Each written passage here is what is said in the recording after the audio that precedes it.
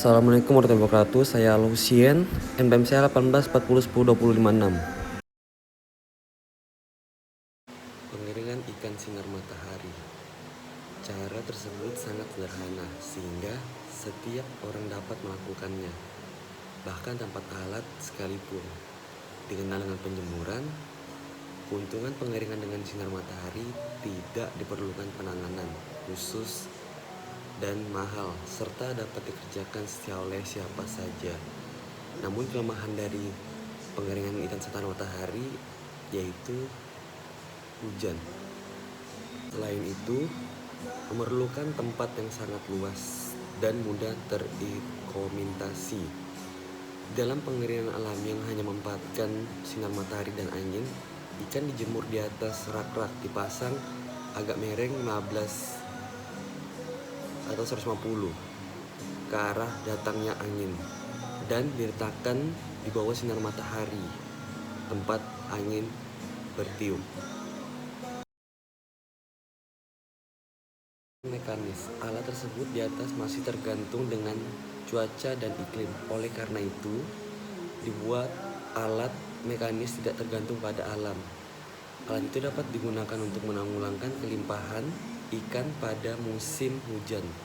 Untuk mencari alat pengering sederhana, praktis, murah, dan dapat dilakukan terus-menerus dengan hasil yang cukup dengan baik menggunakan cara pengeringan mekanis. Cara pengeringan udara dipanaskan kemudian dialirkan ke dalam ruangan yang berisi ikan dan rak-rak pengeringan melalui pertolongan kipas angin. Setelah cukup kering, ikan dikeluarkan dan diganti yang lain. Demikian dilakukan terus-menerus.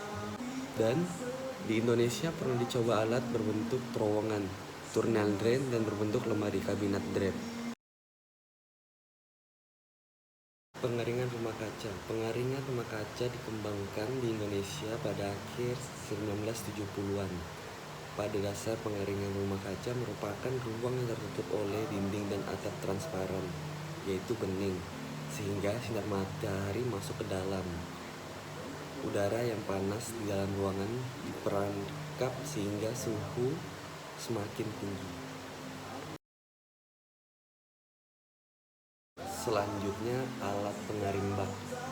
Alat tersebut juga digunakan untuk mengeringkan hasil pertanian berupa biji-bijian bahan yang diletakkan pada suatu bak yang dasarnya berlubang-lubang untuk melewatkan udara panas. Bentuk bak yang digunakan ada persegi panjang dan bulat. Bak yang bulat biasanya digunakan alat pengering menggunakan pengaduk karena pengaduk berputar mengelilingi. Kecepatan pengaduk berputar disesuaikan dengan bentuk bahan yang dikeringkan.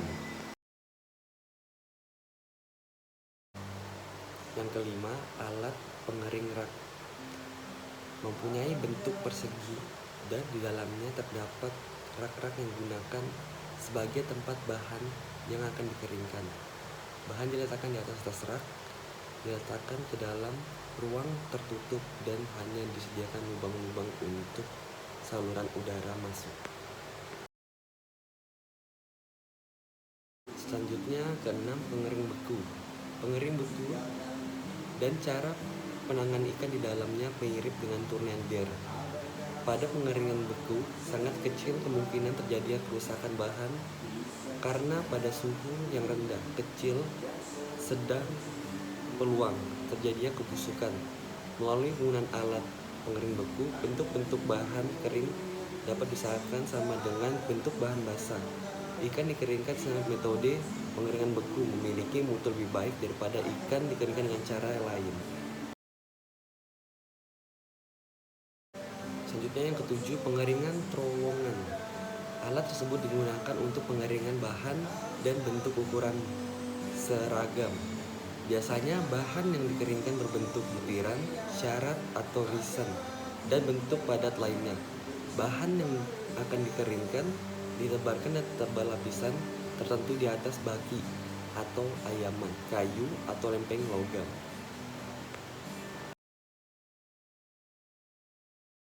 Pengeringan dengan sinar inframerah. Sinar inframerah sudah sejak tahun 1960-an digunakan dalam industri perikanan untuk pengeringan dan perubusan ikan. Sinar tersebut mempunyai panjang gelombang 0,76 sampai 400 tergantung pada temperaturnya. Semakin tinggi temperaturnya, semakin pendek gelombangnya. Sinar inframerah memberikan panas radiasi dengan sanggup menembus kulit ikan karena dipantulkan oleh dinding-dinding kapiler, bukan oleh permukaan kulit ikan. Sumber yang dapat digunakan menghasilkan inframerah yaitu lampu radian, spiral atau plasma. Yang kesembilan adalah ikan peda. Adalah salah satu hasil olahan ikan diolah secara fermentasi. Beragam ikan bedanya biasanya dibuat dan ikan kembung perempuan. Dikenal dua macam ikan, yaitu ikan peda merah dan ikan peda putih. Ikan peda merah dibuat dari ikan kembung, berkadar lemak tinggi dan tidak disaingi. Dan ikan peda putih dibuat ikan kembung berkadar lemak dan disaingi, yaitu cara pembuatan. Proses penggaraman, ikan dicuci bersih-bersih kemudian digarami. Garam digunakan garam rakyat sebanyak 20-30% berat ikan. Yang kedua, pencucian. Setelah selesai proses penggaraman, wadah dibolehkan dicuci dengan air garam dan proses penggaraman. Ketiga, proses fermentasi. Ikan yang telah dicuci dan dirintiskan diagami dibalur garam menggunakan garam dapur dan disusun dalam wabah bambu besik. Selanjutnya bagian atas tutup garam wadah dirapat. Proses fermentasi ini berlangsung dalam 1-2 minggu. Yang ke-10 adalah terasi. Adalah produk awetan dari ikan atau udang rebon segar. Telah diolah melalui proses pememaran atau fermentasi, disertai dengan proses penggilingan dan penjemuran yang berlangsung relatif lama sekitar 20 hari. Terasi umumnya berbentuk padat, tekstur agak kasar dan mempunyai kesan berupa aroma yang tajam, namun rasanya sangat gurih. Cara pengelolaan: pertama, pencucian. Rebon udang kecil yang masih segar terlebih dahulu dicuci dengan air bersih untuk menghilangkan kotoran. Kedua, penjemuran. Setelah bersih dijemur dengan diserahkan di tempat terbuka dan terkena sinar matahari langsung. Pada penjemuran tidak boleh merupakan lapisan dan tebal supaya cepat menjadi kering. Setiap ini kami berbolak-balik. Yang ketiga, penumbukan. Bahan kemudian ditumbuk sampai halus. Sementara itu ditambah garam dan berwarna makanan yang telah uji kesehatan. Di beberapa perusahaan terasi juga yang menggunakan penggiling untuk menghasilkan udang rebon. Yang keempat, penemaran. Setelah itu udang yang telah ditumbuk dimasukkan ke dalam sebuah wadah berbentuk balok besar yang diselimuti terpal atau sejenis karung. Yang kelima, penjemuran. Setelah proses fermentasi selesai dalam semalam, kemudian adonan terasi udang rebon dijemur kembali selama setengah hari. Yang keenam, penumbukan yang kedua. Kemudian adonan terasi udang rebon kembali ditumbuk dan disiapkan proses pencetakan. Yang ke-8, fermentasi. Terasi yang sudah dibungkus oleh kita fermentasikan dalam ruangan khusus yang terdiri dari rak-rak meletakkan adonan yang dibungkus. Proses fermentasi ini masukkan untuk proses penguraian sewa-sewa yang kompleks dari daging udang menjadi senyawa yang sederhana. Selanjutnya 11, kecap ikan. Adalah cairan yang diperoleh dari fermentasi ikan dan garam.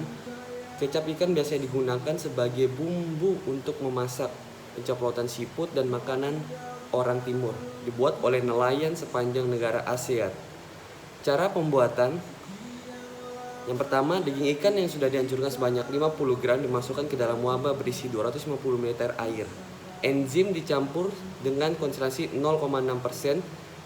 Yang ketiga, diinkubasi pada suhu 50 Celcius selama 32 jam. Dan keempat, didiamkan selama 30 menit kemudian disaring dengan kain saring.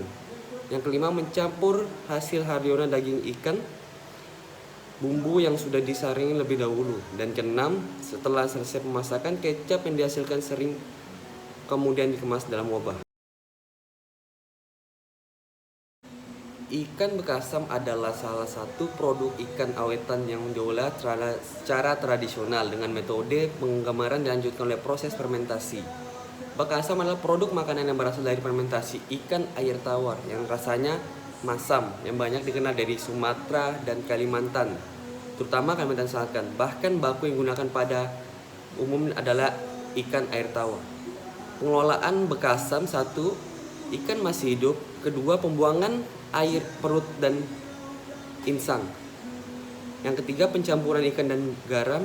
Yang keempat, masukkan ikan ke dalam toples dan tiap lapisan dalam nasi 50% dan tape ketan 20%. Yang kelima, fermentasi selama seminggu. Dan keenam, baka asam ikan.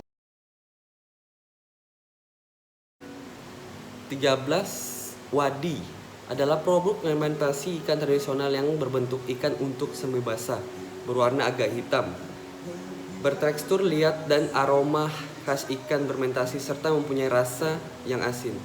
Fermentasi ikan secara spontan umumnya dilakukan menggunakan garam konsentrasi tinggi untuk menghadapkan pertumbuhan mikroba yang menyebalkan kebusukan. Sekian dari video saya.